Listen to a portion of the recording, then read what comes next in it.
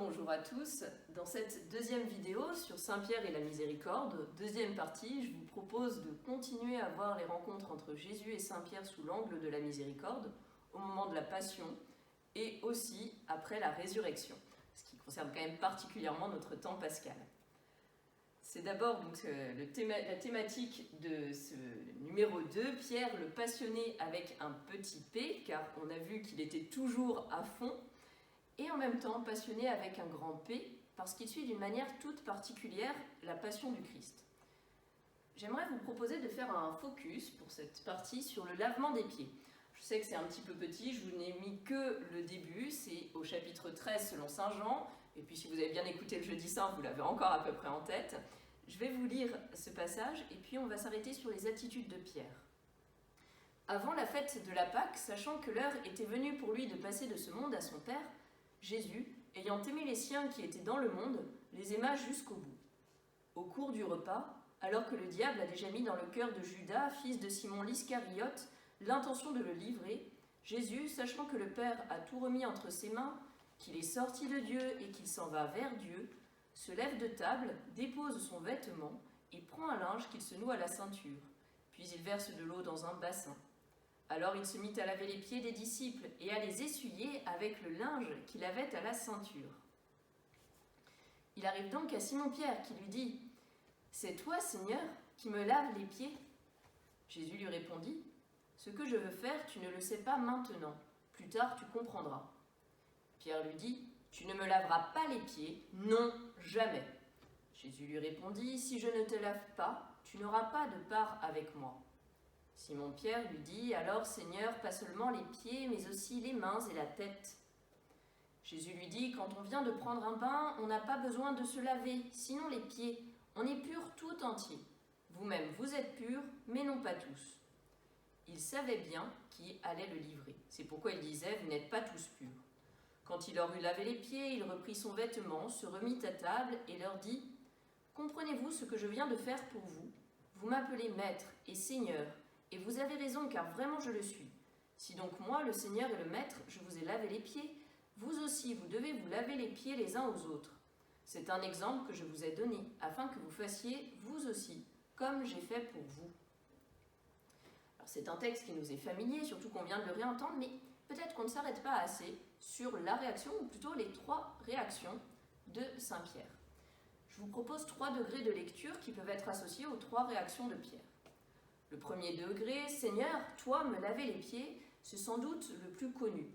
Pierre appelle « Seigneur » Jésus, un terme qui est réservé à la divinité, là il ne se trompe pas, c'est tout à fait exact, mais il appelle Seigneur celui qui est en train de faire un travail d'esclave. C'est un choc. En plus, on peut imaginer les pieds de l'époque, en sandales, bien couverts de terre, très sales, et Dieu qui vient jusque-là. C'est vraiment très fort. C'est valable aussi pour nous. Est-ce qu'on sait accepter la présence de Dieu jusque dans les coins les plus sombres de nos vies? Le deuxième degré, non, tu ne me laveras pas les pieds, jamais. Il est sans doute déjà lié au précédent et il est lié aussi, je pense, à l'orgueil. Je ne sais pas si vous avez déjà vécu un lavement des pieds qui vous a chamboulé. Moi, ça m'est arrivé.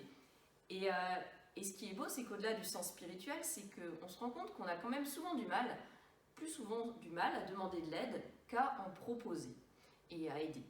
Parce qu'on est beaucoup plus passif. Et là aussi, sa réaction, elle est valable pour chacun de nous.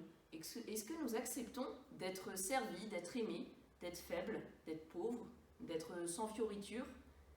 Et acceptons-nous que quelqu'un que nous admirons, comme Dieu, soit à cette place de se mettre à notre service? C'est pas forcément gagné. Le troisième degré, Seigneur, pas seulement les pieds, mais aussi les mains et la tête. Là, ça vaut aussi le coup d'aller voir le chapitre précédent chez Saint Jean. Au chapitre 12, il y a ce qu'on appelle l'onction de Béthanie, où une femme vient oindre les pieds de Jésus d'un parfum de grand prix, comme pour préparer son ensevelissement.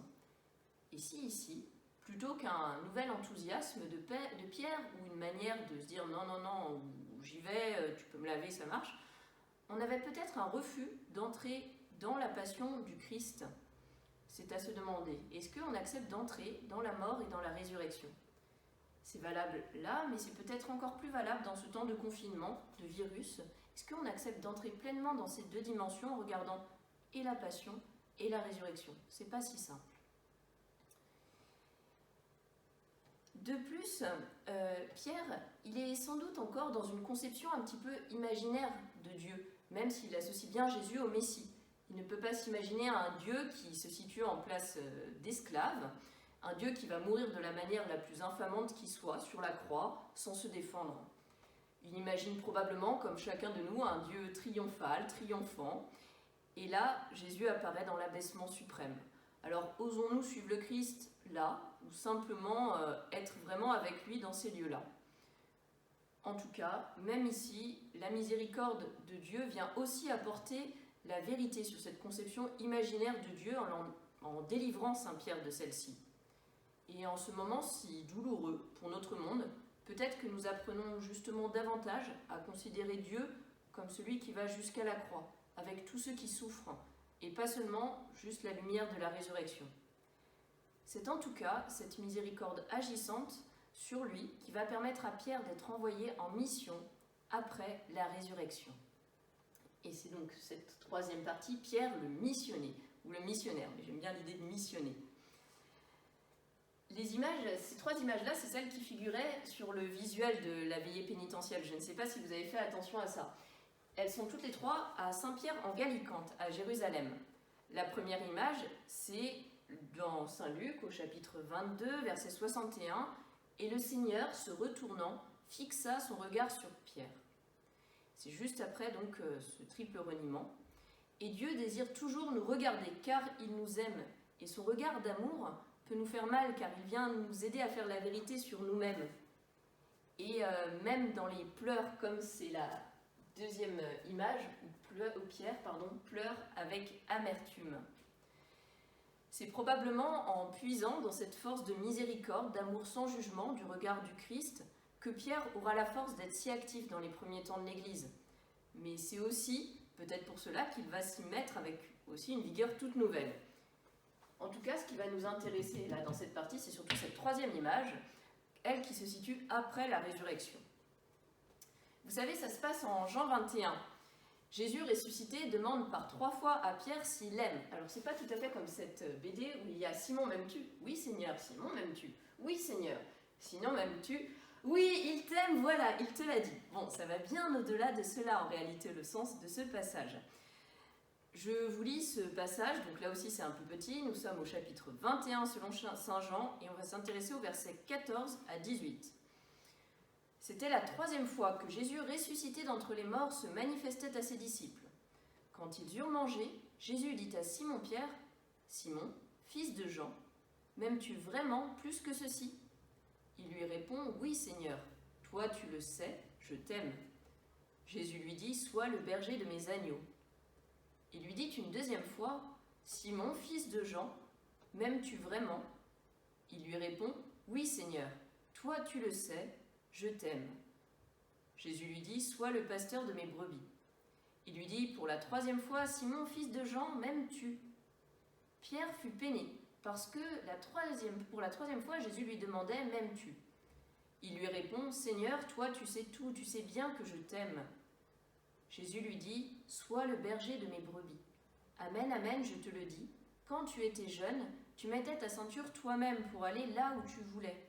Quand tu seras vieux, tu étendras les mains, et c'est un autre qui te mettra ta ceinture, pour t'emmener là où tu ne voudrais pas aller. » Alors, il y a plusieurs choses à voir dans ce texte. Évidemment, on entend un écho clair au triple reniement de Saint Pierre. Il a dit « Je ne connais pas cet homme » et il y a un triple appel à dire au Christ « Je t'aime ». Dans l'intervalle de temps, que s'est-il passé ? On l'a dit, Jésus a regardé Pierre avec amour, Pierre a pleuré, Pierre a réfléchi. Mais pas seulement. Pierre, il est allé au tombeau après les femmes, plein d'une folle espérance. Bon, même s'il a perdu la course avec Saint Jean, mais c'est pas très grave. Et il était aussi avec les apôtres lors de l'apparition. Ça veut dire qu'au cœur même de son péché, au cœur même de tout notre péché, le Christ vient nous redemander « Est-ce que tu m'aimes ?»